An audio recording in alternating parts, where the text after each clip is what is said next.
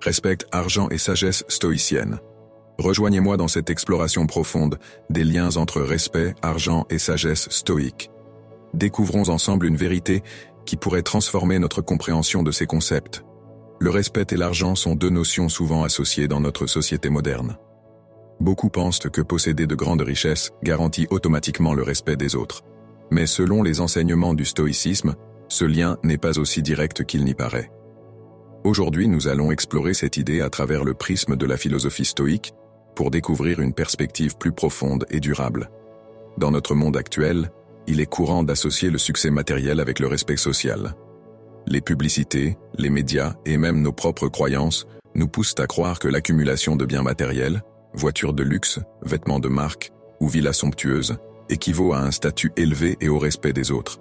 Cependant, cette vision superficielle ne résiste pas à l'examen stoïcien. Les philosophes stoïciens comme Sénèque, Marc Aurèle et Épictète nous rappellent que le véritable respect ne provient pas de l'extérieur mais de l'intérieur. Ce n'est pas notre compte en banque ou nos possessions qui déterminent notre valeur, mais plutôt notre caractère, notre intégrité et notre manière de traiter les autres. Prenons un exemple concret.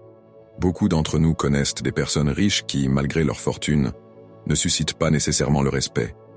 Elles peuvent être perçues comme arrogantes, insensibles ou même envahissantes. À l'inverse, certaines personnes vivant simplement, sans grande richesse matérielle, inspirent admiration et respect grâce à leur bonté, leur humilité et leur sagesse. Pourquoi cette différence? Parce que le respect authentique naît de nos actions, de notre comportement et de notre attitude face à la vie. Selon Épictète, il y a des choses sous notre contrôle et d'autres non. Cette maxime stoïcienne nous invite à nous concentrer sur ce que nous pouvons contrôler, nos pensées, nos émotions et nos actions.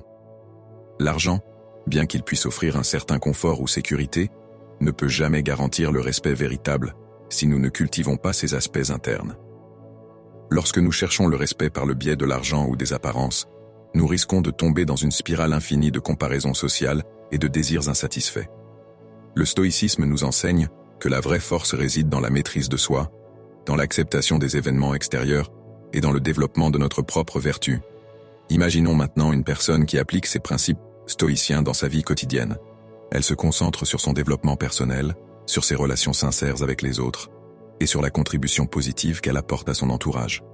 Peu importe son statut financier, cette personne sera respectée parce qu'elle incarne des valeurs universelles telles que la justice, la sagesse, le courage et la tempérance. Pour illustrer cela, prenons l'exemple de Marc Aurèle, empereur romain et philosophe stoïcien. Bien qu'il soit l'un des hommes les plus puissants de son époque, il n'a jamais mesuré son succès uniquement à travers sa position ou ses richesses. Dans ses pensées, il écrit « Ne cherche pas à te faire admirer par les autres, mais contente-toi d'être juste et bon. » En conclusion, le respect et l'argent ne sont pas aussi intimement liés que notre société semble le suggérer. Le véritable respect vient de notre capacité à cultiver notre caractère, à agir avec intégrité et à accepter les réalités de la vie.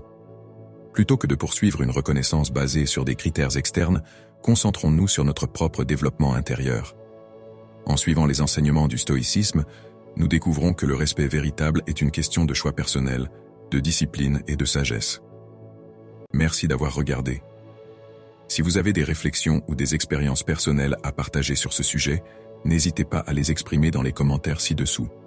Et si cela vous intéresse, je vous invite à consulter ma prochaine vidéo où nous explorerons comment appliquer les principes stoïciens dans nos relations interpersonnelles.